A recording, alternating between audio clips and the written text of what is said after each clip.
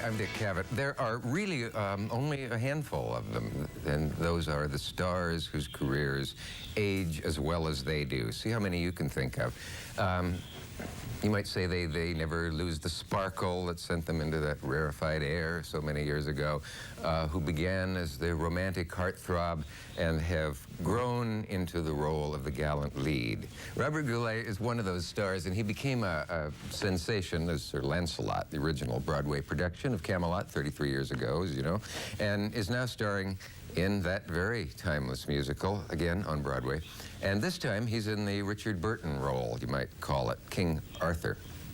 Robert Goulet, you're welcome.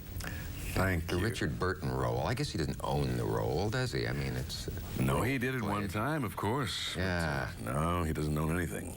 And you were, and you were a kid from far away, came to town, and damn it, got right on to Broadway. Yeah, well, I'd been doing quite a bit of work in Toronto and Canada before that. And I was a disc jockey before that in Edmonton, Alberta. But yeah, you weren't fresh from the mercantile business or anything. Yes, no, nothing like that. Can't say that. I guess I envy you, well, a number of things, but one of them would be time spent with Burton. The few times that I got to hang out, so to speak, with Burton, it was great fun. He was one of the most enjoyable human beings. Funny individual stories coming out of his mouth. The first day of rehearsals, we left rehearsals at 5:30, and Moss Hart said, next rehearsals at 8:30, 3 hours for dinner. And then you work from 8:30 to 11:30. So it's the only civilized way to direct Robert. And I said, all right. So I was out there. I'd been in town for a day and a half. I had no food in the fridge in the apartment that I had.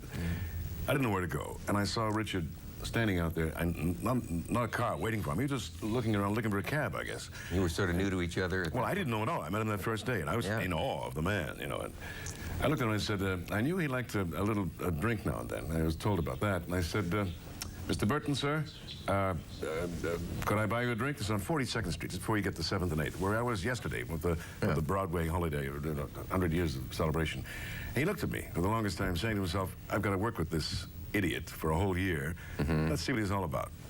So we went to a little place that's no longer there, on 42nd Street, where 7th and Broadway meet. And I tried to keep up with him.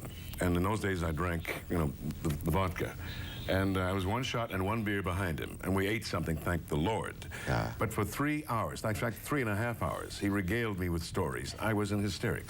Laughed, and I can't repeat some of them, but... He could tell them. Do you wish you had a pocket tape recorder about things like that, or do you go home and write stuff down? Well, those sort of things you kind of remember. I remember years later being at a party at Sammy Davis's place in L.A., and Elizabeth was there, Elizabeth Taylor.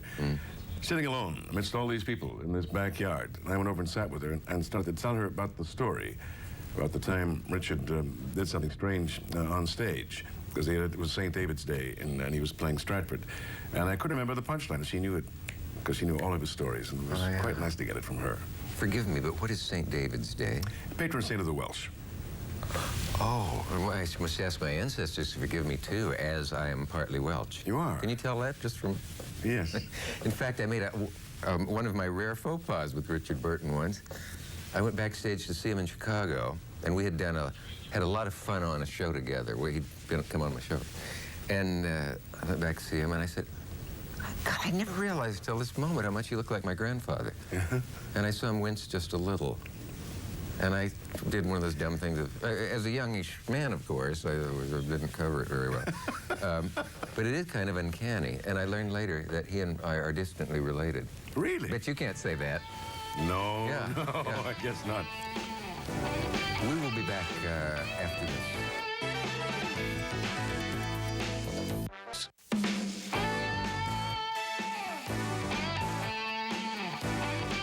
Let's talk about drinking and performing. It's amazing to me that anyone on this earth can take what anyone would define as a full drink, a single one.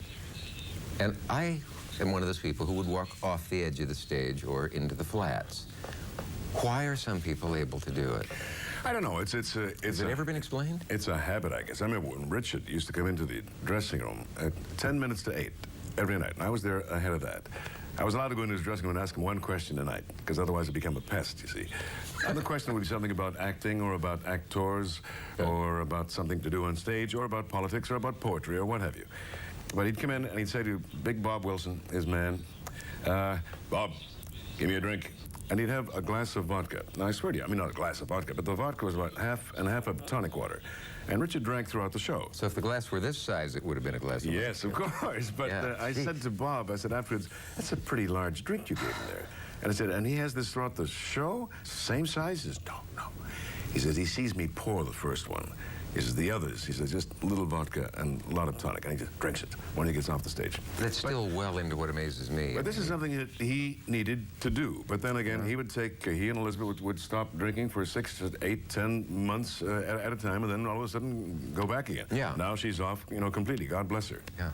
I just wondered, do they know exactly biologically, chromosomally, hormonally, why some actors my weight can take a glass of booze and appear unaffected by it, and I'm wobbling and giggling and some people imitating. cannot have one drink, and they just they go purple in the face and fall downstairs. Yes, somehow. Oh well, but you see, but you don't need it. They probably did. O'Toole was known to snap a few of them back in his day as well. Yeah. But then no, he doesn't drink anything. Did you ever see the phenomenon that I always thought was only made up in romantic biographies of John Barrymore? In other words, the guy who could be falling down drunk in the wings, and they help him to the wings, and he walks on, and he's fine, and does his performance, and then falls again. Well, who was it that said that about Rex Harrison? I read just the other day, where he was completely swackered backstage. Yes. But when he got to receive an award, he did an impersonation of Rex Harrison being sober, and he received it in a sober fashion. Said, thank you very much, and left and fell down the stairs. Oh, that's great. He acted. He acted himself. Yes. Sober. Yes. Lord. Could you expand that? I mean, could you act happily married? That would solve a lot of actors' problems, wouldn't it? If you could really get away with that. Well, that's great, though. He could act sober. Because I saw Trevor Howard once, the great Trevor Howard, the one Olivier said is the only actor who ever gave perfect performances. And I told Trevor Howard once that in the air, and he said, I don't believe that. He said that, and he cried. I saw him literally falling down drunk, go to a live television rehearsal. I was an extra. And be faultless, perfect, and playing, you know. I don't know how anyone can do that. How? You share my amazement at that. I'm glad to hear that. Yes. I don't know how you can do that, because your motor facilities are gone. I'm going to give you the time we have during this break to think of the correct answer to a trivia question. How many movies have you and I been in together? We'll be right back. You can play too.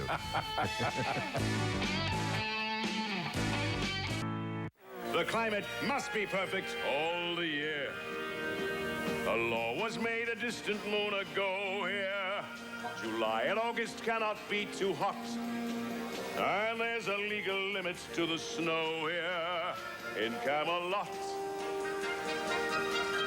The winter is forbidden till December, and exits March the 2nd on the dot. By order, summer lingers through September in Camelot.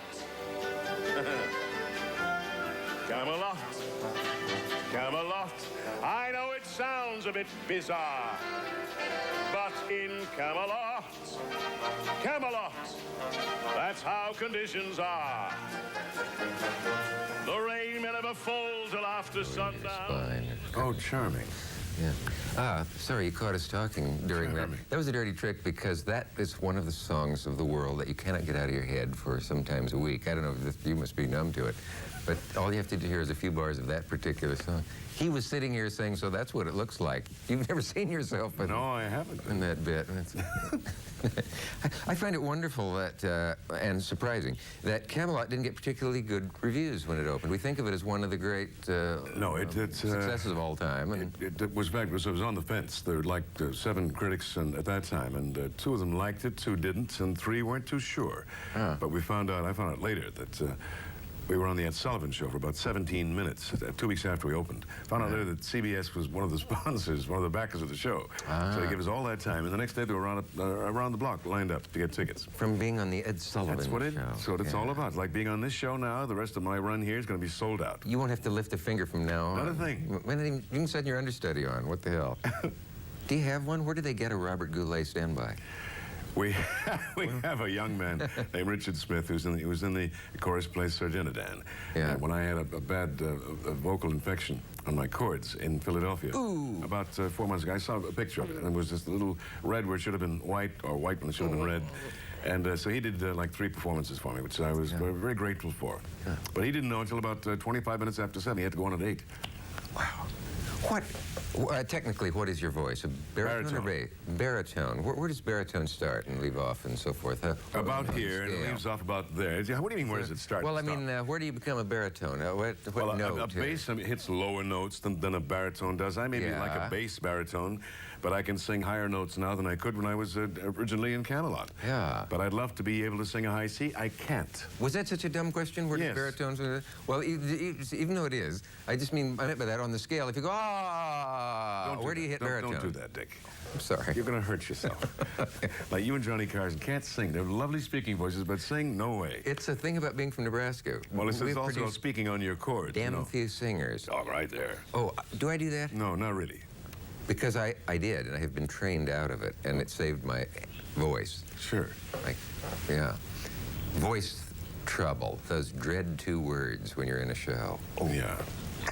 Wow. But it doesn't happen too often. You have to take care of yourself. I don't smoke cigarettes, and I have 1 meal a day. I take a nap in the afternoon. Yeah. Oh, somebody, a big German actor, asked me what kind of cigars you smoke. Why would that German actor want to know? I don't know. Would you say, am I coaxing you into a possibly uncomfortable anecdote?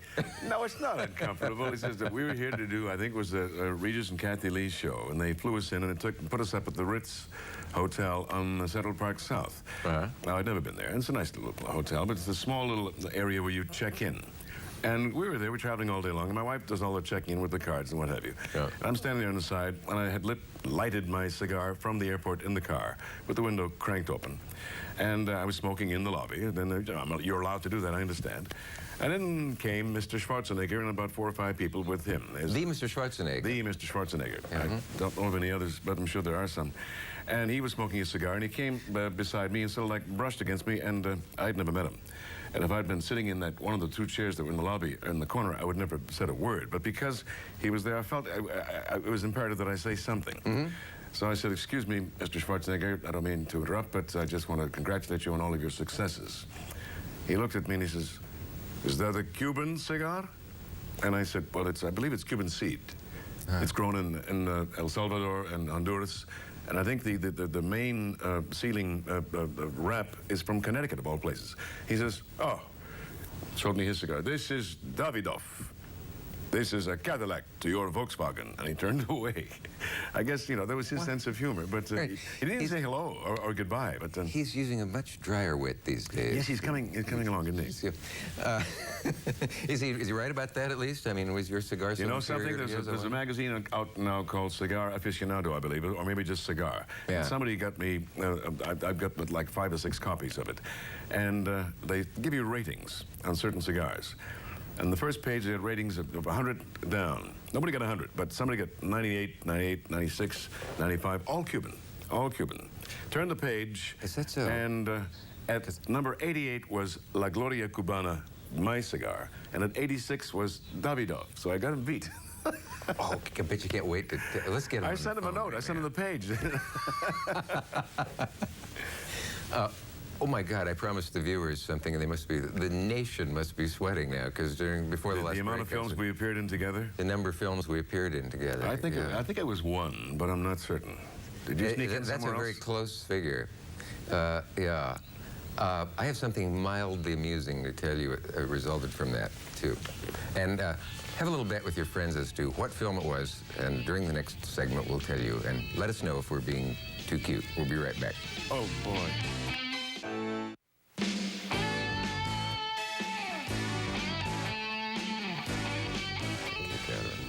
Yes. Damn. I've not mastered not being caught coming back when talking during we were both saying how much we miss Jack Parr, seeing him. You can't remember this, but I was a writer when you were on his show so long ago. God, I envy being in a I assume you're having as much fun as I think you are. I don't know. Is it just work? Because to be in a show. To be in a show and you're having a good time and the audience is liking it, heaven, isn't Get it? a few laughs. Get a few laughs. That much I enjoy. Yes. Yeah, yeah. Would you just coldly, bald? Oh, let's let them off the hook. The movie is, we were in one film together. Right. We didn't meet. Were you saying the Star Spangled Banner and I was coaching you? I never think of myself as a film actor, really, or star, despite them a few times allowed on the screen. It was called Beetlejuice. It was Beetlejuice. I run into kids this big who say the line about Dora or whatever the character's name is, what, you're a flake, and I don't remember saying that line. And then their parents say, we have to rent that film for him every Friday. Isn't that something? That thing is just, you know, that movie took off. It was the movie of the century that summer. You're hilariously good in it. I don't want you to blush, but I don't think I've seen it. I remember it was on the air once. It was HBO or something, and I said, oh, haven't you seen it? No. Oh, yeah. I said I'd better look at it. So and I don't come on until about halfway through the movie, and by the time my part came on, I was asleep. I was sound asleep. I did something that you really shouldn't do. I had a film critic on, and just at the end, I said to her, "Oh, somebody just handed me this. It's your review of the movie Beetlejuice, and it has this line, you can get an idea what kind of people they are. Their best friends are Dick Cavett and Robert Goulet." And I said, I couldn't be sure what kind of compliment that is. Or I don't know if it is. God, she was embarrassed. I felt sorry for her, and I wished I hadn't done it, kind of. Well, had you been spared that? Oh, yes, I have. Will you be able to go on tonight, despite hearing the... Yeah, I think tonight it'll be a cinch. Ron Liebman, who's brilliant, Roy Cohn on Broadway, and at one point he's on the phone and was going to take us somebody, and he says, "You want tickets for what? Cats? Yeah!" And gets a huge laugh. Do you like that kind of musical? Because to me, that's not what you stand for. I don't know. I saw Phantom and Les Miserables in the same week in London, and I thought Phantom was a delightful piece. I enjoyed the spectacle. Yeah. I didn't care for the lyrics at all. I thought Les Miserables had so much a better book. It's all sung, as you know, and I enjoyed that one as well. But something that's silly and noisy, I don't know if I want to spend any time being there. Yeah. But the music of Les Miserables don't you prefer the music of Cole Porter to somewhat? Oh, well, we were talking the other night about, we saw a musical in town, my wife and I, and as we left, we said it's a lovely piece, good acting, and the scenery, and what, but we couldn't remember a song. You know, nothing stayed in your head. Yeah. It's not like I'd like going to see Oklahoma or South Pacific or My Fair Lady. Not that you can just say, write more songs like that. It ain't all so easy, but... Is there any way you can duplicate or give an impression of what happened to you the last night on stage? Was it in your first time in Camelot? Oh, my goodness gracious. Will that not work? Oh, well, I'd done the show for 2 years. I was allowed to leave the show to do specials with Carol Burnett and Bob Hope and what have you. Right. But I had to add it on to the end of my contract. By that time, Richard had long since gone to do Cleopatra, as I say literally and figuratively. And Julie had left as well, Julie Andrews. And I was there singing C'est Moi, which is the song that Lancelot sings as he steps out on the stage. I knew for the last time, because I knew I would not do the film. And C'est Moi is not a song you sing in concert or in nightclubs. Right. So that's it, my last time. So I was thinking, listening to the words going away, and it's a patter song. And I have been, throughout my life, known to miss a few words here and there, but I've always, more or less, knock on wood, been able to make another word come in to make it make sense and mostly make it rhyme. So I didn't never pride myself on it, but I did it on live television for many years in Canada. So the thing is not to panic, just to keep on going. I remember singing a whole Michel Legrand song, made up a whole story. Because I made up, my wife said, here he goes, made up a whole new story and made it make sense, and the audience didn't know the difference, kept right on going to the rest of the other songs. But that's fun. But this time, it caught me so much by surprise that I'm singing in character, Lancelot, and I didn't know where I was going. And like a tenth of a second, I was saying things like mash, dash, wall, hall, floor, more. Then I wound up singing, and cleave a dragon with two behinds. Where that picture came from, I don't know. I looked at my conductor and I said, cut. And he looked at me. He had never cut an orchestra in his life in the middle of a performance. Cut. And I said to the audience, ladies and gentlemen, It's my closing performance. I'm a little nervous. Can I start again? And they gave me a hand.